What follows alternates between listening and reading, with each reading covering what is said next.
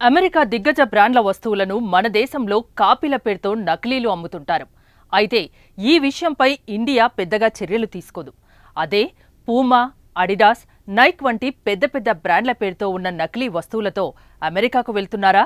అయితే వాటిని US customs officer seize చేసి డస్ట్బిన్లో పడేస్తారు. అదేంటి, ఫేక్ వస్తువులను తీసుకెళ్తే ఏమవుతుందని ఎక్కువ మాట్లాడితే కేసు పెట్టి మరీ మిమ్మల్ని తీసుకెళ్లి జైల్లో కూర్చోబెడతారు. అవును, అమెరికాలో ఫేక్ బ్రాండెడ్ వస్తువుల్ని వాడటం నేరం. అమెరికాలో గత ఏడాది 19,724 షిప్మెంట్ల నుంచి 23 మిలియన్ల ఫేక్ బ్రాండ్ వస్తువులని అధికారులు స్వాధీనం చేసుకున్నారు. దాంతో అమెరికా కస్టమ్స్ అధికారులు నకిలీ వస్తువుల స్మగ్లింగ్పై నిఘా పెంచారు. అందులో భాగంగా విమానాశ్రయాల్లో, సముద్రాల్లోని పోర్టు ఎంట్రీలో తనిఖీలు పెంచారు. అయితే ఈ తనిఖీల్లో పెద్ద పెద్ద బ్రాండ్ల పేరుతో తయారైన నకిలీ వస్తువులను వాడుతున్న భారతీయులే ఎక్కువగా పట్టుబడుతుండడం ఆశ్చర్యాన్ని కలిగిస్తోంది.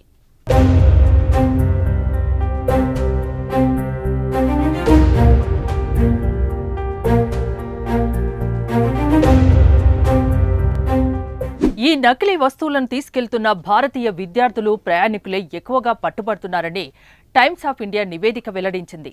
అమెరికాకు వెళ్లిన చాలా మంది భారతీయ విద్యార్థులు, ప్యాసింజర్లు నకిలీ లగ్జరీ వస్తువుల్ని తీసుకెళ్తుంటారు.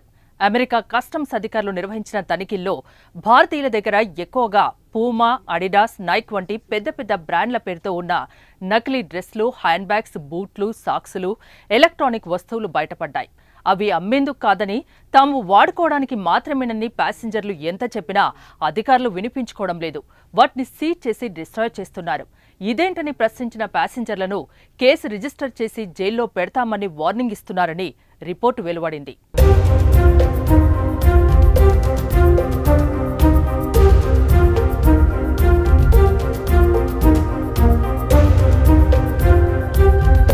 ఈ మేరకు అమెరికాలో పై చదువులకు వెళ్తున్న విద్యార్థులు, భారతీయులకు ఇలాంటి సంఘటనలు ఎదురయ్యాయి. కాలిఫోర్నియాలో master in business management and economics చదువుతున్న హైదరాబాద్కు చెందిన యువకుడికి కూడా కొన్ని నెలల క్రితం ఇలాంటి ఎక్స్పీరియన్సే ఎదురైంది. ఇండియాలో ప్రజలు పెద్ద బ్రాండ్ల నకిలీలు లేదా కాపీలను అమ్మడం, కొనడం చాలా సాధారణం. వాటిని అమెరికా తీసుకెళ్లడం తీవ్రమైన నేరమని తమకు తెలియదని, అమెరికాకు ఏది తీసుకెళ్లవచ్చు, ఏది తీసుకెళ్లకూడదు అనే విషయం ప్యాసింజర్లకు ఎలా తెలుస్తుంది అనే ప్రశ్నలు యుఎస్ కస్టమ్స్ ఆఫీసర్స్ ముందు ఉంచారు. దీనికి అధికారులే చెక్లిస్ట్ను అందుబాటులో ఉంచాలని సూచించాల్సిన అవసరం ఉంది.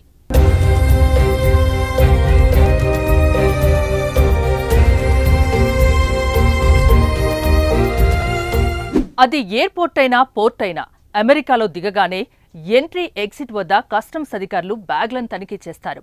మనం తీసుకెళ్లే షర్ట్స్, ప్యాంట్లు, సాక్స్, షూలను బయటకు తీసి చూస్తారు. అవి నకిలీ బ్రాండ్లుగా వారు గుర్తిస్తే వాటిని ఎక్కడి నుంచి ఎక్కడికి స్మగ్లింగ్ చేస్తున్నామని ప్రశ్నిస్తారు. మనం వివరించడానికి ప్రయత్నించినా అవన్నీ నకిలీ వస్తువులని, పెద్ద బ్రాండ్ల కాపీలని చెప్పి వాటిని సీజ్ చేసేస్తారు. ఫేక్ వస్తువులతో దేశ ఆర్థిక వ్యవస్థకు నష్టం వస్తున్న నేపథ్యంలో అక్కడి కస్టమ్స్ అధికారులు కఠిన చర్యలు తీసుకుంటున్నారు.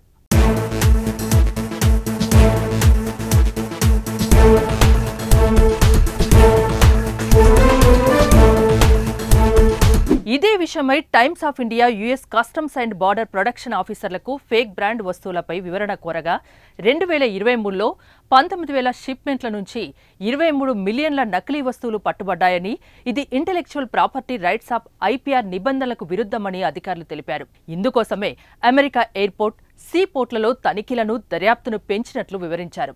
ఈ తనిఖీల్లో పట్టుబడ్డ వస్తువులు బ్రాండ్ వస్తువులు అయి ఉంటే వాటి విలువ సుమారు $2.7 బిలియన్ ఉండేదని, నకిలీ వస్తువులతో అమెరికా జాతీయ భద్రతకు, ఆర్థిక వ్యవస్థకు చాలా నష్టం జరుగుతుందని అధికారులు పేర్కొన్నారు.